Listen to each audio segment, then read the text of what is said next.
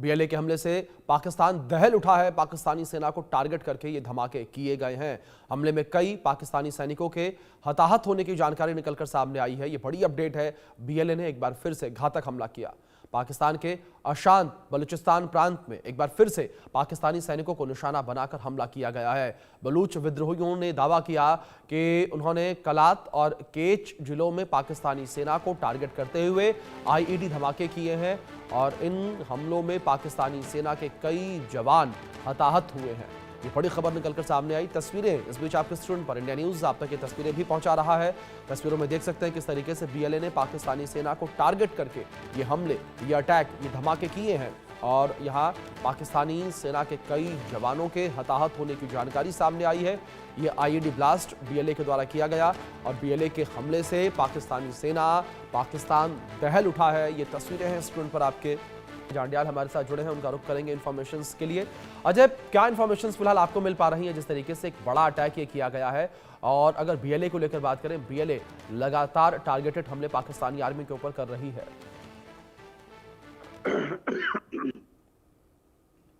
जी अभिषेक, आपको बता दूं कि जिस तरीके से लगातार पाकिस्तान में बीएलए के हमले चल रहे हैं और टीटीपी जो है हमलावर है वो रुकने का नाम नहीं ले रहा है और टीटीपी के लगातार हमलों के बाद जो कल 17 हमले टीटीपी ने किए थे, उसके बाद आज बीएलए ने, बलूचिस्तान लिबरेशन आर्मी ने बीती रात जो है वो पाकिस्तान पर हमले किए हैं, जिसमें बड़ा नुकसान जो है वो पाकिस्तान को उठाना पड़ा है।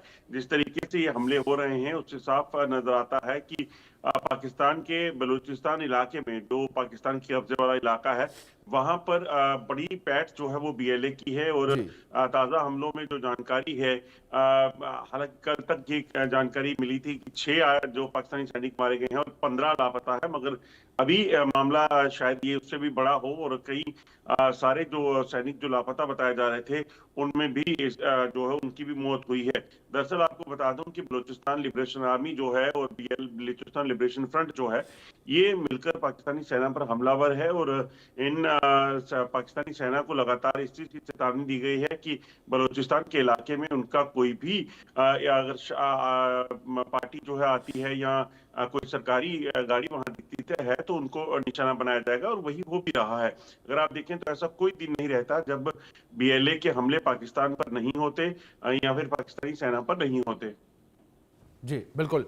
दूसरी ओर अजय, अगर बात हम लोग को लेकर करें तो लगातार जहां एक और पाकिस्तानी सेना के द्वारा और पाकिस्तानी सरकार के द्वारा तमाम दावे किए जा रहे हैं, लेकिन जिस तरीके से बीएलए के हमले पाकिस्तानी सेना के ऊपर देखने को मिल रहे हैं, इन हमलों को देखने के बाद साफ तौर पर यह कहा जा सकता है अजय कि पाकिस्तानी सेना ने घुटने टेक दिए हैं बीएलए के आगे, क्योंकि पाकिस्तानी सेना ने अपनी चौकियां छोड़ दी हैं और जहां जहां बीएलए की सेना पहुंची है, बीएलए पहुंची है, वहां वहां तक उनका कब्जा हो गया है, उन चौकियों पर उनका कब्जा हो गया है। देखिए, बिल्कुल आप दुरुस्त कह रहे हैं। जिस तरीके से बलूचिस्तान में बीएलए के हमले हो रहे हैं या बीएलए ने जो बीएलएफ ने जो हमले किए हैं, वो अपने आप में बताता है कि उनकी बड़ी गहरी पकड़ जो है वो बलूचिस्तान में है। पाकिस्तानी सेना की मूवमेंट जो है वो बिल्कुल जो है बंद कर दी गई है। जब भी पाकिस्तानी सेना का काफिला किसी भी इलाके में जाता है तो उसे निशाना बनाया जाता है, जैसे बीते कल भी हुआ।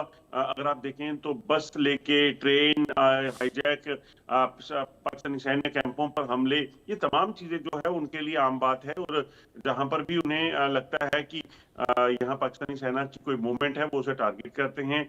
इतना ही नहीं, आप सोचिए कि भाई बीएलए ने वहां पर अपनी चौकियां बना रखी हैं, अपने नाके रखे हैं जिसपे पेट्रोलिंग की जाती है, ये तमाम चीजें की जा रही हैं। वहां बाकायदा एक अपना कानून जो है वो बीएलए ने काबिज किया हुआ है जिस पूरे बलूचिस्तान के इलाके में, तो अपने आप में बताता है कि वहां पर अब सरकार नाम की चीज कोई नहीं रही है।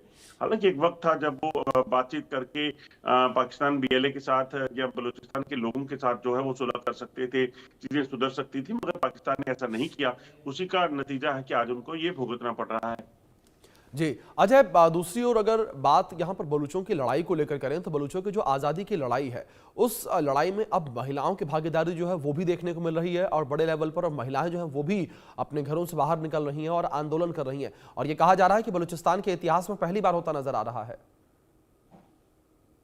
देखिए अभिषेक, दो चीजें हैं। आपका जो बलूचिस्तान में चल रहा है उसमें दरअसल जब बलूचिस्तान में इस आजादी की जंग को शुरू किया गया था तो उस वक्त बिल्कुल नॉन वायलेंस एक ये प्रोटेस्ट होते थे। लोग जो है वो सड़कों पर निकलते थे, अपने मुजाहरे करते थे, मगर पाकिस्तान की तरफ से उन लोगों पर अत्याचार हुए, महिलाओं को अगवा करके उनके साथ बलात्कार हुए, युवा जब प्रदर्शन करते थे उनको अगवा करके उनको जेलों में भर दिया जाता था या मार दिया जाता था। जब ये चीजें उनकी नहीं मानी गई, उसके बाद बलूचिस्तान लिबरेशन फ्रंट हो, बीएलए हो, ये खड़े हुए और इन लोगों ने हथियार उठाया और हथियार उठाकर पाकिस्तान के खिलाफ जो है वो ऑपरेशन शुरू किए।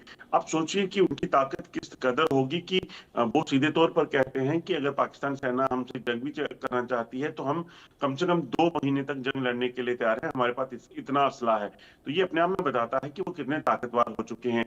एक महिलाओं की भागीदारी जो है पहले खाली उनकी शमूलियत सिर्फ इसलिए होती थी कि वो पीसफुल प्रोटेस्ट करते थे, मगर अब ऐसा नहीं है। अब वो भी हथियार जी। लेकर जो है वो सड़कों पे उतरती हैं और पाकिस्तानी सेना पर हमला करने के लिए तैयार हैं। तो ऐसे में कहीं ना कहीं एक ये कहें कि एक बड़ी स्ट्रेटेजिकल एक जी। प्लानिंग के साथ जो है, स्ट्रेटेजी के साथ, प्लानिंग के साथ जो है बीएलए और बीएलएफ के लोग जो है वो आगे कदम बढ़ा रहे बिल्कुल। हैं और पाकिस्तानी सेना के लिए एक बड़ी चुनौती बने हुए हैं।